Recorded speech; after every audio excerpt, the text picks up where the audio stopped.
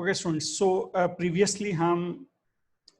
Machine learning के अंदर discussion हमने स्टार्ट की थी, जिसके अंदर लर्निंग पैराडाइम्स के बारे में हमने डिस्कस किया था कि 3 डिफरेंट तरह के लर्निंग पैराडाइम्स हमारे पास होते हैं, जिसके अंदर हम क्लासिफिकेशन की बात करते हैं, इन सुपरवाइज लर्निंग या क्लस्टरिंग की बात कर रहे होते हैं, इन अनसुपरवाइज लर्निंग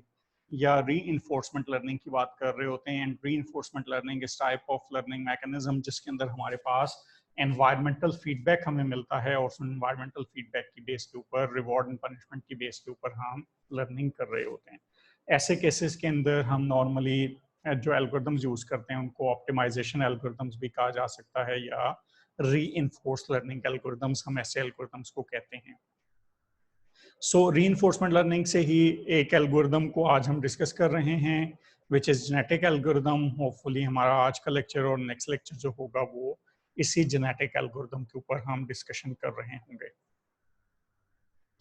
सो यहाँ पर आप देखें तो एक स्टेटमेंट जो है वो इस स्लाइड के अंदर मौजूद है, from Bill Gates, that the gene is by far the most sophisticated program around. इस स्टेटमेंट के अंदर अगर आप देखें तो कुछ चीज़ें बहुत ज़्यादा इम्पॉर्टेंट हैं जो अंडरस्टैंड करना ज़रूरी है, विच इज़ कि जीन की जब हम बात करते हैं, जीन इज़ नॉट सिंपली कि हमारे पास कोई स्ट्रिंग्स हैं या कुछ वैल्यूज़ हैं जो इनकोडेड हैं। रादर जीन्स इटसेल्फ एक बहुत सोफिस्टिकेटेड प्रोग्राम है जो ना सिर्फ ये कि अपने आप को रीप्रोग्राम कर रहे होते हैं, रादर वो दूसरे प्रोग्राम से इनहेरिट भी होते हैं, करेक्टरिस्टिक्स रिसीव भी करते हैं, इन करेक्टरिस्टिक्स को अपडेट भी करते रहते हैं। सो आपने एक वर्ड सुना होगा डीएनए। सो ये डीएनए का वर्ड, जो डीएनए की टर्म हम यूज कर रहे होते हैं, इज ए टर्म के जिसके थ्रू बहुत सारी पिकुलैरिटीज, बहुत सारी करेक्टरिस्टिक्स जो हैं वो ह्यूमन बॉडी की, ह्यूमंस की या एनिमल्स की या किसी भी टाइप ऑफ स्पीशी की, वो अंडरस्टैंड एंड आइडेंटिफाई की जा सकती हैं। ये जो जीन्स होती हैं जिनको पर्टिकुलरली डीएनए की सूरत में हम जानते हैं, इनसे ना सिर्फ हमारी हैबिट्स के बारे में अंदाज़ा लगाया जा सकता है, बल्कि समटाइम्स जो हमारे फादर्स, फोर फादर्स हैं, उनके बारे में भी बहुत सारी इंफॉर्मेशन इस जीन की मदद से गेट की जा सकती हैं। नॉर्मली होता ये है कि जब भी एनिमल्स के अंदर या डिफरेंट लिविंग बीइंग्स के अंदर रिप्रोडक्शन का अमल होता है, तो उस रिप्रोडक्शन साइकिल के थ्रू ये जेनेटिक कोड जो है वो ऑफ स्प्रिंग्स के अंदर, न्यू जनरेशन्स के अंदर, चिल्ड्रंस के अंदर ट्रांसफर होता है। सो जब हम ऑफ स्प्रिंग्स की बात करते हैं या न्यू जनरेशन्स की बात करते हैं, तो ये न्यू जनरेशन्स जो हैं वो समटाइम्स बहुत सारे कैरेक्टरिस्टिक्स अपने फादर्स से, अपने पेरेंट्स से लेकर आ रहे होते हैं। फादर्स का वर्ड जो मैं यहाँ पर बोल रहा हूँ basically is for parents. So parents से बहुत सारे कैरेक्टरिस्टिक्स जो हैं वो लेकर आ रहे होते हैं, and with the passage of time जब ये न्यू जनरेशन जो है वो अपना एक्सपीरियंस स्टार्ट करती है, तो आउटसाइड एनवायरनमेंट से बहुत कुछ लर्न करने के बाद, चीज़ों को एक्सपीरियंस करने के बाद, इनका जेनेटिक कोड जो है वो चेंज होना शुरू होता है, और जो न्यू लर्निंग्स इन्होंने की होती हैं वो इनके जेनेटिक्स के अंदर शामिल हो जाती हैं। So genetic algorithm was first introduced by Mr. John Holland in 1970 in the University of Michigan. And ये जो genetic algorithm है, the purpose behind the genetic algorithm was to understand the adaptive process of natural system and to design artificial systems that retains the robustness of natural system. Now the robustness of natural system का मतलब ये है, इससे मुराद ये है कि हम ऐसे सिस्टम्स की बात कर रहे हैं, ऐसे प्रोसेसेस की बात कर रहे हैं कि जिन सिस्टम्स एंड प्रोसेसेस के अंदर जो एडॉप्टेबिलिटी है वो मौजूद हो। एडॉप्टेबिलिटी मौजूद होने के साथ साथ वो रियल लाइफ एक्सपीरियंसेस जो हैं उनके साथ उनको लर्न कर सकते हों, और उनके मुताबिक जो भी सेल्फ चेंजेस की जरूरत पड़े, जो भी एडॉप्टेशंस की जरूरत पड़े, उसके मुताबिक अपने आप को अडॉप्ट कर सकते हों या अपनी वर्किंग एंड परफॉर्मेंस को ऑप्टिमाइज कर सकते हो। इस जेनेटिक एल्गोरिथम और जो जेनेटिक प्रोसीजर्स हैं, इनको अंडरस्टैंड करने के लिए one of the most important thing is to understand the Darwin's theory of natural selection. According to this theory of natural selection, we say if there are organisms that can reproduce, and if offsprings inherit traits from their parents, and if there is variability of traits, which means that there are different kind of traits between or among different organisms, and if the environment cannot support all members of the growing population, then those members of the population with less adaptive traits, obviously determined by the environment, will die out. And then those members with more adaptive traits, obviously again determined by the department, will thrive. And the result will be the evolution of species. इस theory का simply मतलब ये है कि अगर हमारे पास environment के अंदर डिफरेंट तरह के एनवायरनमेंट के स्पेसिफिकेशन मौजूद हैं, डिफरेंट तरह के एनवायरनमेंट की करेक्टरिस्टिक्स मौजूद हैं, और उस एनवायरनमेंट के अंदर डिफरेंट तरह की पॉपुलेशन है जो सर्वाइव करने की कोशिश कर रही है, तो उन पॉपुलेशंस में से सिर्फ वो पॉपुलेशन ज़्यादा अरसे तक सर्वाइव कर सकेंगी कि जिनके अंदर अडॉप्टेबिलिटी की पॉसिबिलिटी एग्जिस्ट करती होगी। अदरवाइज अगर अडॉप्टेबिलिटी की जो पॉसिबिलिटी है वो एग्जिस्ट नहीं करती होगी, simply those kind of population will simply die out. यहाँ अगर एक एग्जाम्पल हम लें इस बात को, इस फिनोमेना को, इस थ्योरी को अंडरस्टैंड करने के लिए, the best example is about the dinosaurs. At this time we know बहुत सारे फॉसिल्स ऐसे मिल चुके हैं, बहुत सारी चीज़ें ऐसी मिल चुकी हैं जिनकी मदद से हम इस बात को भी क्लेम कर सकते हैं कि इस दुनिया के अंदर किसी टाइम के ऊपर, किसी वक्त के अंदर डायनासोर्स एक बहुत जाइंट टाइप ऑफ एनिमल्स जो हैं वो यहाँ पर रहते थे। ऑल्दो कि वो एनिमल्स बहुत जाइंट साइज के थे, बहुत डेंजरस थे पर्टिकुलरली, और उसके बावजूद हम देखते ये हैं over the period of time dinosaurs अभी हमें जुरासिक पार्क की मूवीज के अलावा और कहीं पर नजर नहीं आते, या म्यूजियम्स के अंदर जो उनके फॉसिल्स मौजूद हैं सिर्फ हमें वही नजर आते हैं, उसके अलावा एक्चुअल रियलिटी के अंदर ये डायनासोर्स कहीं पर एग्जिस्ट नहीं करते। और इसके डायनासोर जो इतने जाइंट एनिमल्स थे, इनके मुकाबले में अगर हम बात करें चींटियों की, ये एक बहुत स्मॉल साइज इंसेक्ट है, बहुत स्मॉल साइज एनिमल है, लेकिन उसके बावजूद हम देखते हैं कि there are billions and trillions of this type of insects, और ये एग्जिस्ट कर भी रहे हैं, सर्वाइव भी कर रहे हैं, और उनकी पॉपुलेशन जो है वो ग्रो भी कर रही है। So if we analyze this situation, if we consider this situation, और हम ये एनालाइज करने की कोशिश करें कि what is the reason कि डायनासोर्स जो थे वो सर्वाइव नहीं कर सके, और ये जो छोटी सी चींटियों की हम बात कर रहे हैं ये ओवर द पीरियड अभी तक सेंचुरीज से अभी तक सर्वाइव कर रहे हैं। The only difference between these two type of species is कि डायनासोर्स जब एनवायरनमेंट चेंज हो रहा था तो उस एनवायरमेंटल चेंज को, क्लाइमेट चेंज को एब्जॉर्ब नहीं कर सके, और उस एनवायरमेंटल चेंज के अकॉर्डिंगली जो ऑप्टिमाइजेशन की जरूरत थी, जो अडॉप्टेबिलिटी की जरूरत थी, वो अडॉप्टेबिलिटी इनके अंदर अडॉप्ट नहीं हो सकी, उनके अंदर नहीं आ सकी। दैट्स व्हाई डायनासोर्स जो हैं with the passage of time wipe out हो गए। इसी तरह और कई एनिमल्स इस वक्त दुनिया के अंदर ऐसे मौजूद हैं, लाइक पांडाज और वाइट टाइगर्स, और इस तरह के और एनिमल्स हैं जो उनकी पॉपुलेशन उस तरीके से ग्रो नहीं कर रही। ऑल्दो उनकी पॉपुलेशन ग्रो करने के लिए बिलियंस ऑफ डॉलर्स की इन्वेस्टमेंट की जा रही है, उनके लिए आर्टिफिशियल पार्क्स जो हैं वो क्रिएट की जा रहे हैं, इन्वायरमेंट क्रिएट किया जा रहा है कि किसी तरह से इन एनिमल्स को सर्वाइव करवाया जा सके। इन एनिमल्स के लिए ऐसे आर्टिफिशियल एनवायरनमेंट्स क्रिएट हो रहे हैं कि ये सर्वाइव कर सकें। बट हम देख रहे हैं कि उसके बावजूद, इतनी हैवी इन्वेस्टमेंट्स के बावजूद, इतनी केयर के बावजूद, ये एनिमल्स जो हैं वो आहिस्ता आहिस्ता वाइप आउट हो रहे हैं। इनकी जो पॉपुलेशन है वो ग्रो करने के बजाय डे बाय डे डिक्रीज होती जा रही है। And the only reason behind that is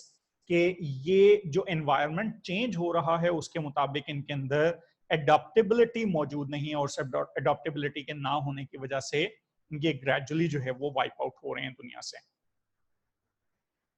So the basic idea behind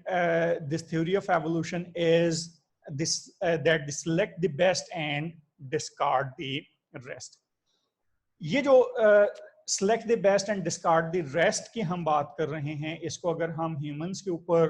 apply करें तो हम देख सकते हैं कि इस वक्त दुनिया के अंदर बहुत ज़्यादा पॉपुलेशन जो है वो ह्यूमंस की मौजूद है और ह्यूमंस की पॉपुलेशन ग्रेजुअली इंक्रीज करती जा रही है. The reason behind that is कि ह्यूमंस के अंदर ये एवोल्यूशन एग्जिस्ट करती है, ह्यूमंस के अंदर अडॉप्टेबिलिटी एग्जिस्ट करती है और किसी भी एनवायरनमेंट एंड सिचुएशन के अंदर हम ऑटोमेटिकली अडॉप्ट हो जाते हैं, ऑटोमेटिकली जो चेंजेस होती हैं उन चेंजेस को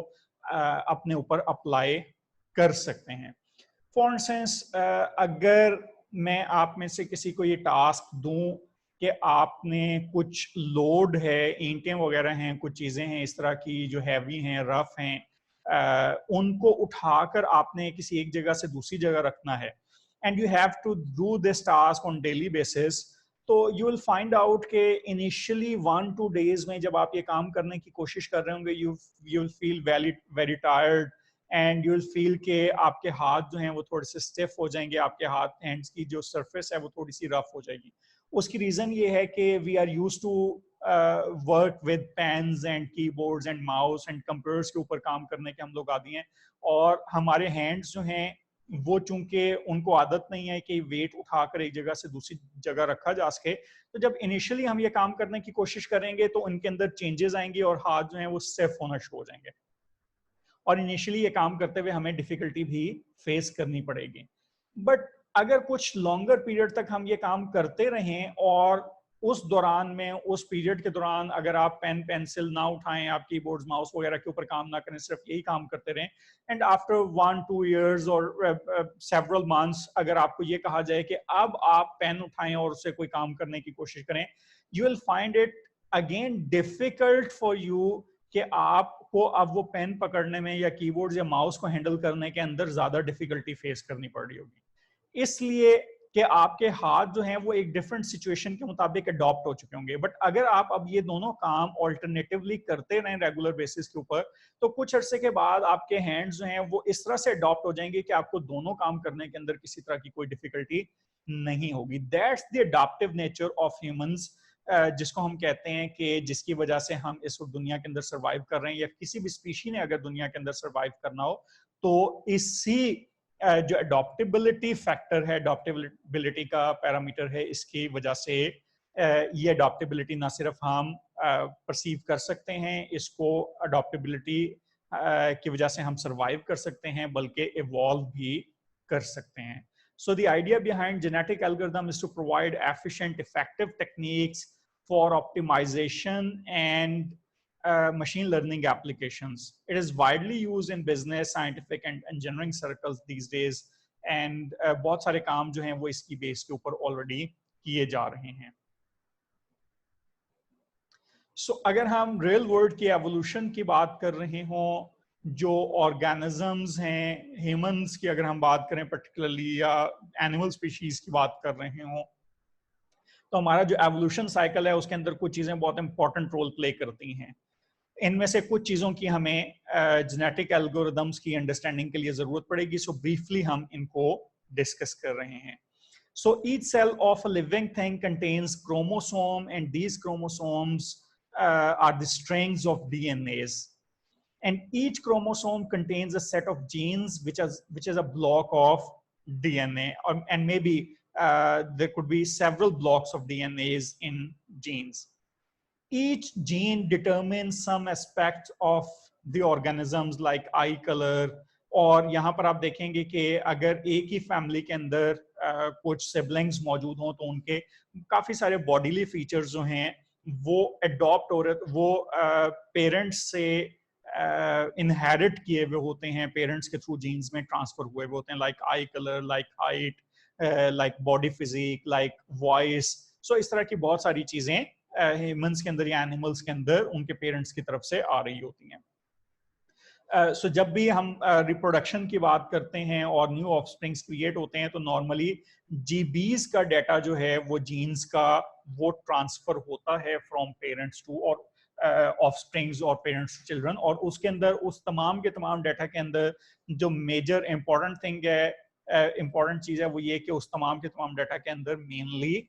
जो इस तरह के बॉडीली फीचर्स होते हैं मोस्टली वो मौजूद होते हैं. So the collection of genes is sometimes called a genotype, and the collection of characteristics or aspects like eye color, like height, like voice, pitch और इस तरह की चीजें जो हैं are called phenotypes. The reproduction involves recombination of genes from parents and then small amount of mutations in copying. So जो reproduction का process होता है parents का, उसको हम कहते हैं कि that is the crossover between parents. और उस क्रॉसओवर के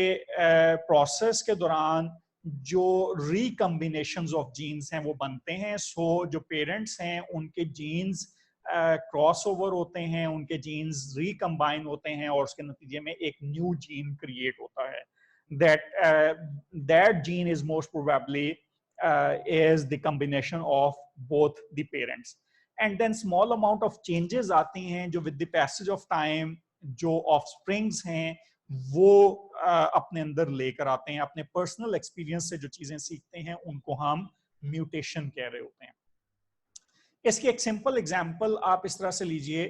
कि फॉर इंस्टेंस अगर हम बात कर रहे हों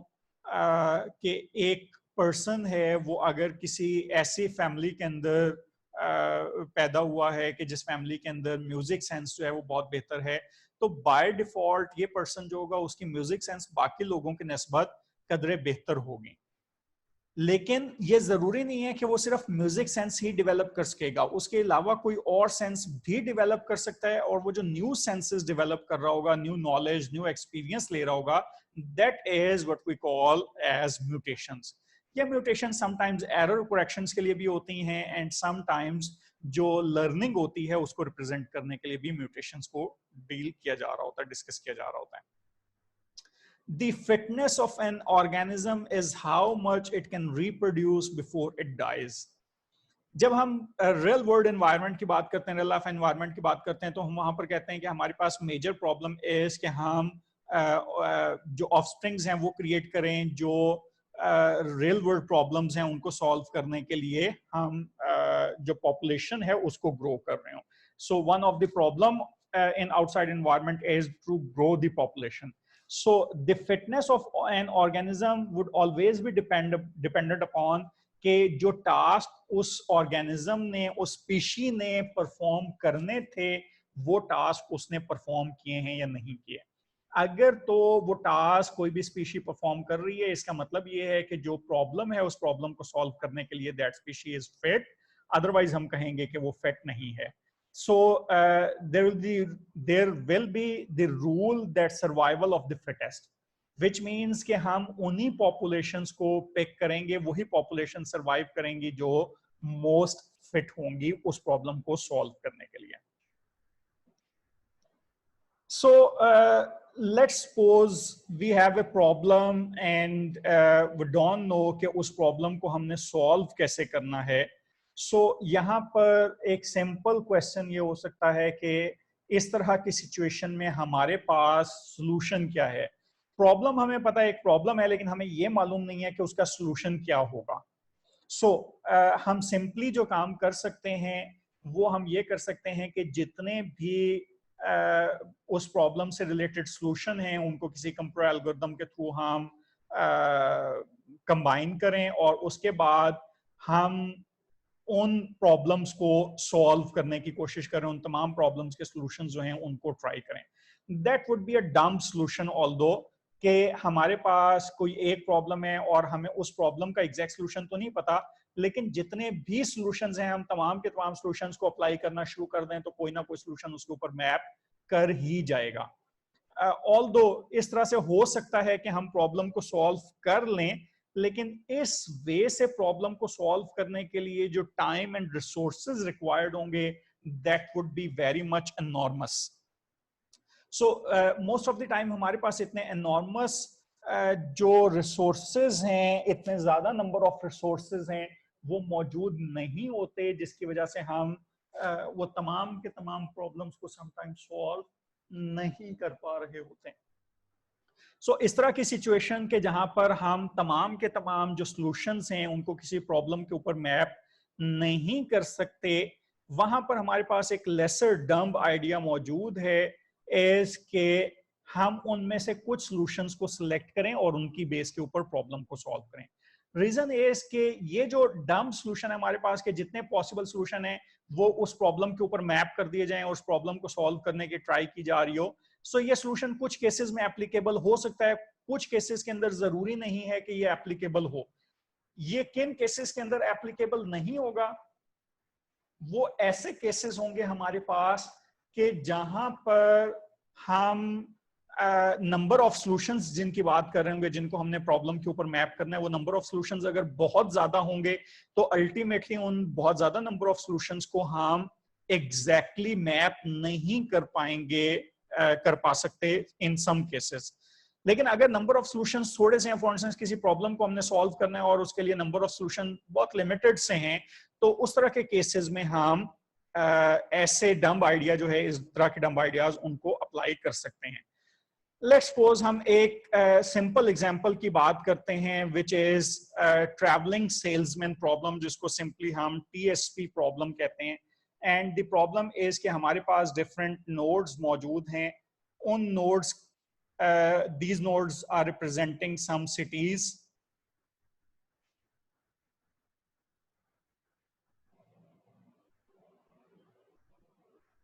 like this,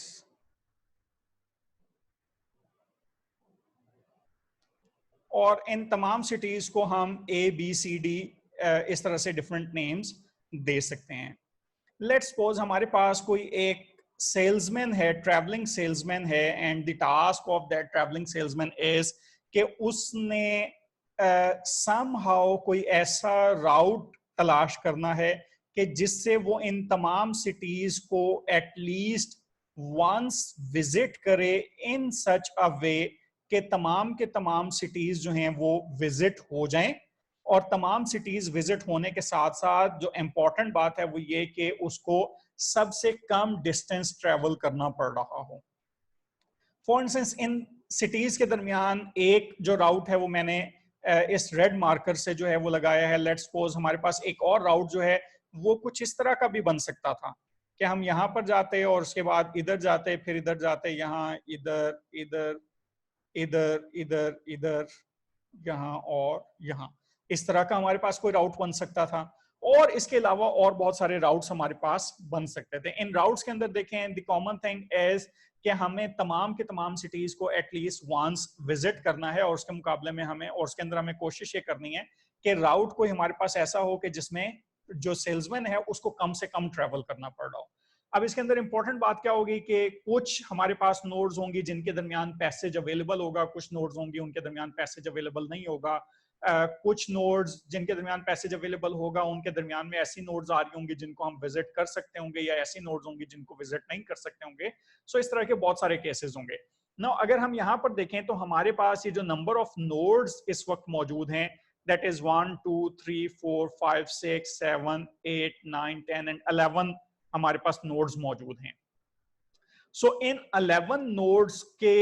थ्रू जब हम सॉल्यूशन फाइंड आउट करेंगे तो इसका मतलब यह है कि हमें ऑल पॉसिबल कॉम्बिनेशंस ट्राई करने पड़ रहे होंगे जिनमें ये तमाम के तमाम नोड्स मौजूद हों। सो ये थाउजेंड्स ऑफ कॉम्बिनेशंस बन जाएंगे, और तमाम थाउजेंड्स ऑफ कॉम्बिनेशंस को ट्राई करना, इसके लिए जो टाइम रिक्वायर्ड होगा that would be very much enormous,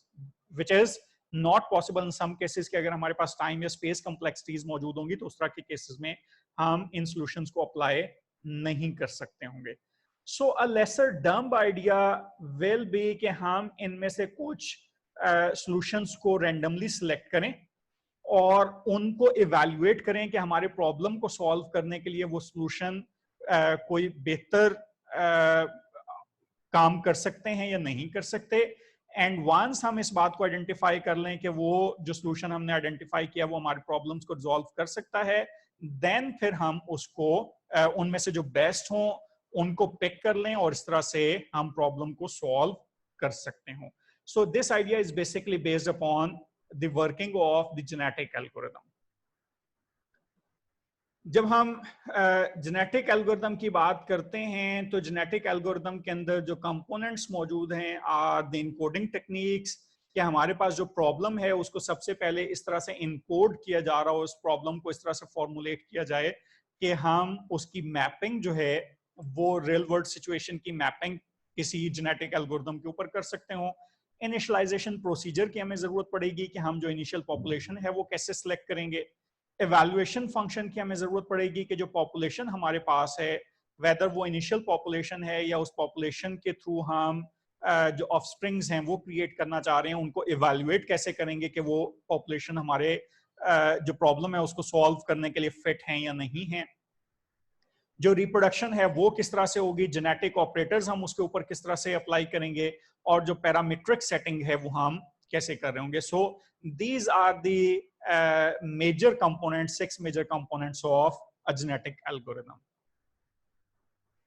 so genetic algorithm को जब हमने अप्लाई करना होता है तो इसका सिंपल प्रोसीजर है कि हम इनिशियली पॉपुलेशन सिलेक्ट करते हैं।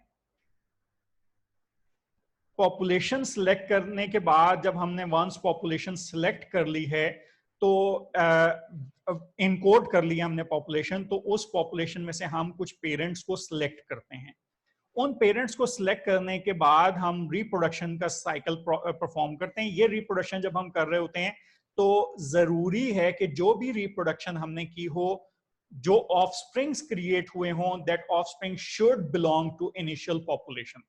सो ऐसा नहीं हो सकता कि हमने जो पॉपुलेशन इनिशियली सिलेक्ट की थी, जो पेरेंट्स हमने सिलेक्ट किए थे, उन पेरेंट्स को सिलेक्ट करने के बाद जब हमने रिप्रोडक्शन का प्रोसेस उनके ऊपर परफॉर्म किया है तो जो ऑफस्प्रिंग्स क्रिएट हो रहे होंगे वो ऐसा नहीं हो सकता कि उस इनिशियल पॉपुलेशन से बिलोंग ना कर रहे हों। फॉर इंस्टेंस अगर हमने फॉर इंस्टेंस कोई पॉपुलेशन सिलेक्ट की थी कि जिसके अंदर हमने इनकोडिंग जो है वो अल्फाबेटिक इनकोडिंग की हुई है, लाइक हमारे पास जो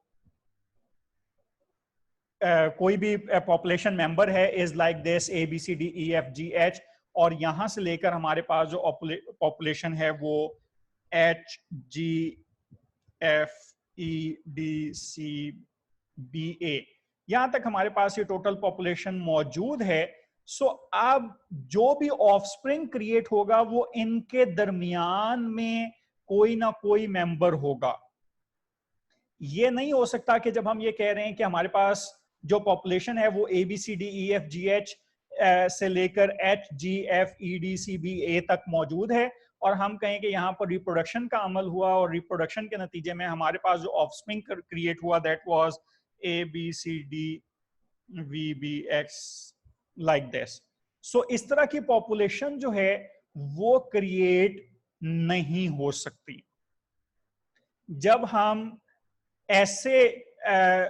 इस पॉपुलेशन को ले रहे होंगे तो इस पॉपुलेशन के साथ हम जितनी भी म्यूटेशंस करेंगे या क्रॉसओवर करेंगे, जो भी ऑफस्प्रिंग्स हमारे पास आ रहे होंगे दैट शुड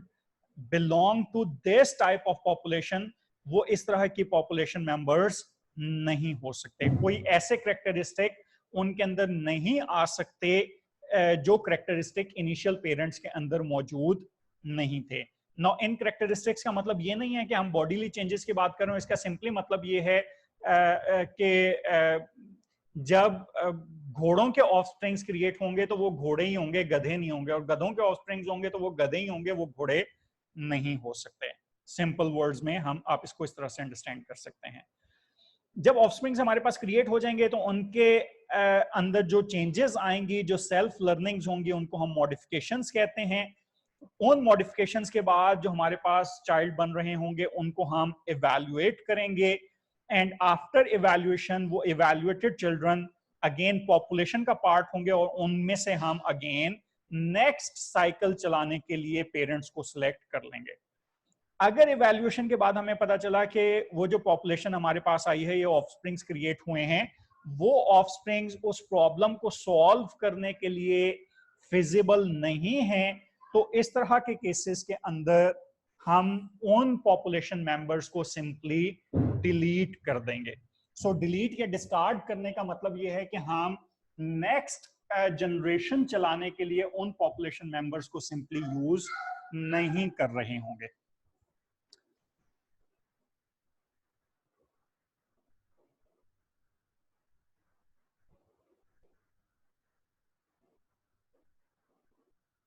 सो जो फर्स्ट स्टेप हमारे पास है विच इज पॉपुलेशन, और पॉपुलेशन की जब हमने इनकोडिंग करनी होती है तो इनकोडिंग करने के लिए जो मैकेनिज्म्स हम यूज कर सकते हैं और different mechanisms, different encoding schemes हैं, डिफरेंट इनकोडिंग स्टाइल्स हैं जिनको यूज किया जा सकता है। लाइक बिट स्ट्रिंग्स जो हैं यूज हो सकती हैं, लाइक 0 1 की फॉर्म में हम पॉपुलेशन को इनकोड कर सकते हैं, या फिर रियल नंबर्स की फॉर्म में हम पॉपुलेशन को इनकोड कर सकते हैं। परमुटेशन ऑफ एलिमेंट्स हो सकती है जिसमें हम इनकोड कर रहे हो। सो हमने पॉपुलेशन को किस तरीके से इनकोड करना है, कौन सी इनकोडिंग स्कीम हमने उनके ऊपर अप्लाई करनी है,